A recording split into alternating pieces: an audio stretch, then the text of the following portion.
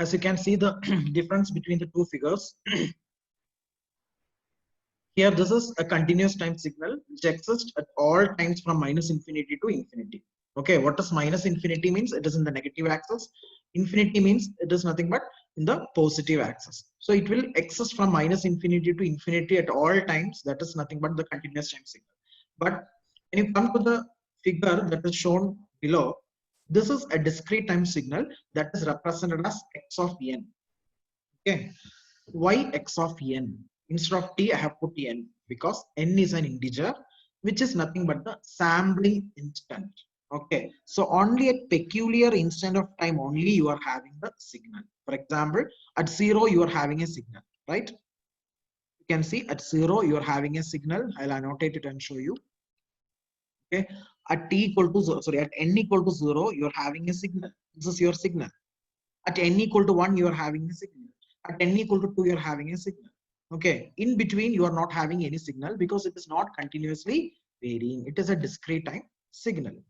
So this is just a discrete time version of the previous signal. If you join these samples, so each and every amplitude levels, these are known as samples. Okay, so you are totally you are having 11 samples here, right? You just count minus 5 to 5 means how many samples will be there? How many samples will be there? Unmute and speak. Minus 5 So to 5, 11. it will be, there will be 11 samples, correct? So if there is more number of samples means, what does it mean? If you're taking more number of samples means, what does it mean? It will be So a, we are integrating it. yeah, tell me. So we are integrating it. Like if you're taking more samples. No, if you're taking more samples means it will be a exact replica of or replica of this continuous time signal, means it will be an exact reproduction of the continuous time signal. If you join the samples, you will get the same thing, right?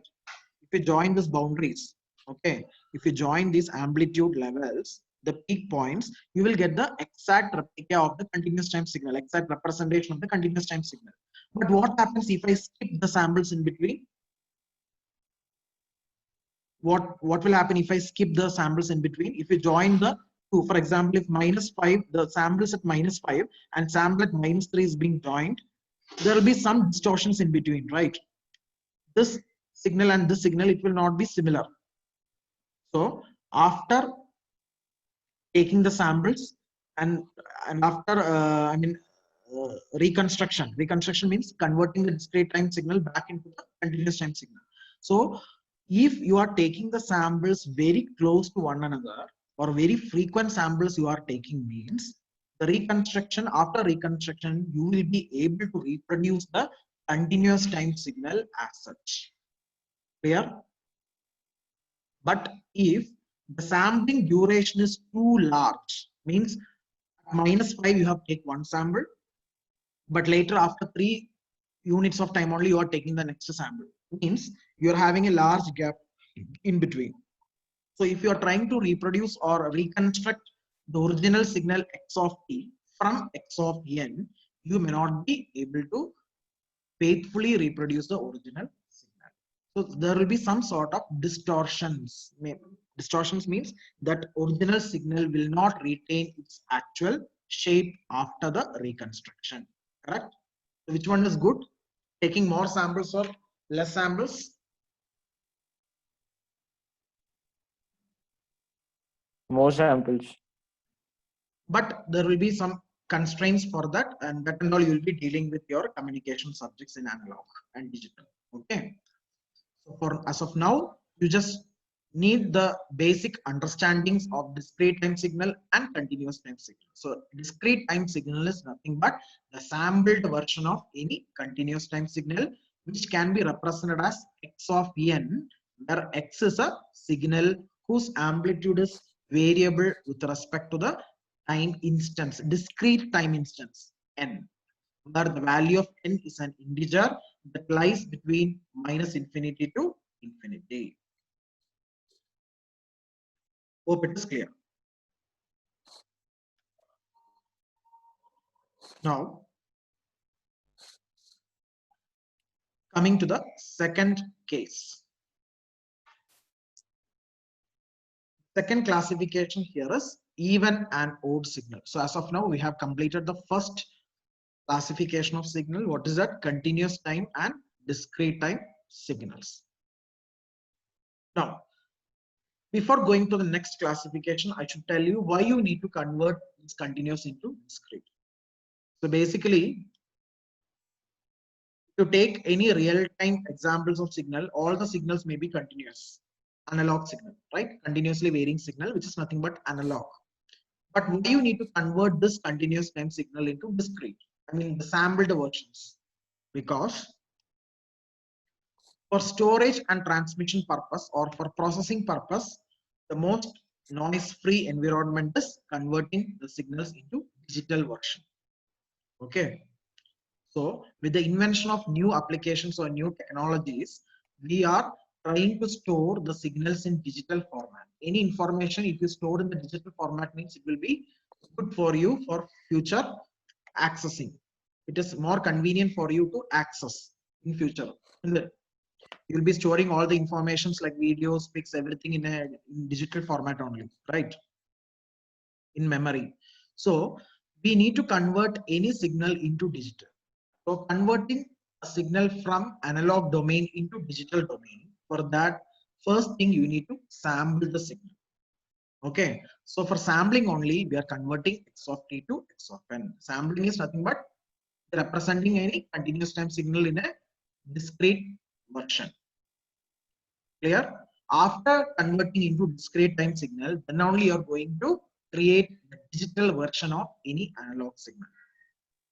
So that we are not dealing in our subject. But just for your information, I told what is x of n. X of n is nothing but a discrete time signal.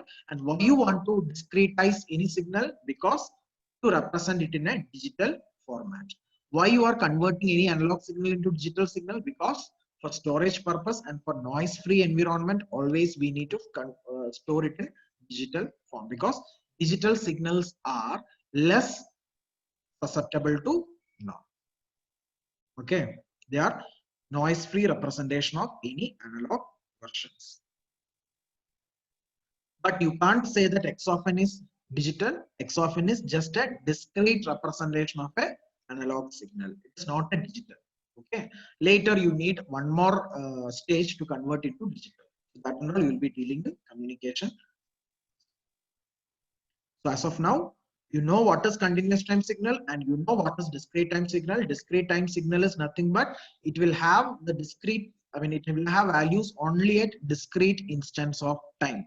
How it is being done? By taking samples. That samples should be uniformly spaced. The time intervals should be uniformly spaced as I have shown here. Suppose I have taken one sample at 0 and then next sample I have taken at 2, then where should be the third sample lies? It should lie on 4, so that it will be uniformly spaced. That is what is being represented over here. This box x of n equal to x of n tau, where t equal to n tau, where the value of n is equal to 0 plus or minus 1 plus or minus 2 plus or minus 3 etc. The tau is known as the sampling period. If tau is 1, means what does it mean? We are taking samples after each 1 unit of time or each 1 seconds. Okay, tau equal to 1 means we are taking samples after each and every 1 unit of time. If tau equal to 2 means we are taking samples after every 2 seconds or every 2 units of time. Clear? What is tau? Tau is known as sampling period. Any doubts with respect to this particular term, sampling period? Any doubts what is tau? Tau is sampling period, which means it is nothing but the time duration or the sampling duration. After every 1 minute you are taking the samples, means tau is equal to 1. After every 2 units of time you are taking the samples, means tau equal to 2. The sampling period equal to 2. If you are taking a sample at 0 and then second sample at n equal to 1, again the next sample at n equal to 2, means you are elapsing or you are taking only 1 unit of time in between 2 successive samples. In that case, your sampling period is 1. Here, suppose n equal to 0. The first case here n equal to 0. I told you n is an integer which can be 0, which can be positive, or which can be negative, that lies between minus infinity to infinity. Suppose n is equal to 0. Then what will be the first sample? First sample is x of 0 into tau is 0. Correct. So first sample will lie at 0. If you take n as plus 1, if you take n as plus 1, then x of plus 1 into tau, x of plus 1 into tau. What is tau? Assume tau as 1. Tau is a sampling period. Okay. So plus 1 into 1, again x of 1. So you will get second sample at x of 1. Suppose x is minus 1, then minus 1 into 1 is minus 1. So you will get another sample at x of minus 1. Like that it will go. Clear?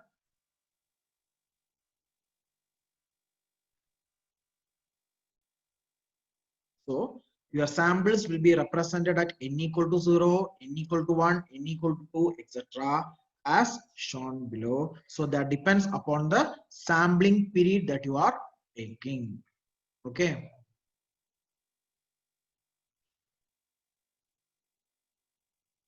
What is my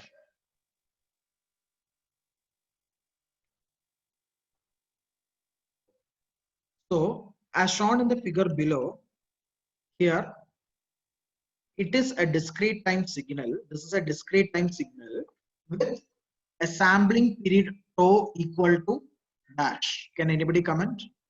This is a discrete time signal with a sampling period equal to dash. Anybody unmute and speak? So plus 1. Yes. Here the sampling period is 1. Why? Because you are taking samples after each 1 seconds. So this is a discrete time signal with a sampling period tau equal to 1, and the value of n, it lies between minus 5 to plus 5. I told you n can be any integer from minus infinity to infinity, but as far as this particular signal is concerned, and the value of n lies between minus 5 to plus 5. So after minus 5, since tau equal to 1, you have next signal at minus 4, then next signal at minus 3. So you can add plus 1, plus 1, plus 1. Like that you can represent the sample. And how we are going to consider these peaks. That is nothing but the amplitude of these signals. For example, if you, the 0 at 0 you're having this much, you will be measuring this height, you'll be marking here. Suppose at t equal to 1 you are having this much height only, so that height will be stem, it will be represented like a stem here. Okay, so whatever the amplitude you are having at t equal to 0, 1, 2, 3, or minus 1, minus 2, minus 3 up to minus 5, those amplitude will take as such, but corresponding to this amplitude you will be representing it in a stem manner, like 1, 1. Okay, so this is the discrete time way of representing x of t. Any doubts? Now I want you to add yourself to the Google Classroom. I have shared the link as well as the classroom code. So please join to the classroom so that I'll share the recorded videos as well as the notes. So once after completing the first module only, you will get the notes, and probably this mathematical parts and all I'll be explaining tomorrow. So parallelly you can take your class lecture notes as well. Okay, I'll try to write and explain to you. So meanwhile you can take the lecture notes, because unless you practice in the live manner you won't be able to understand. Just by listening you can't you will not be able to acquire the concepts.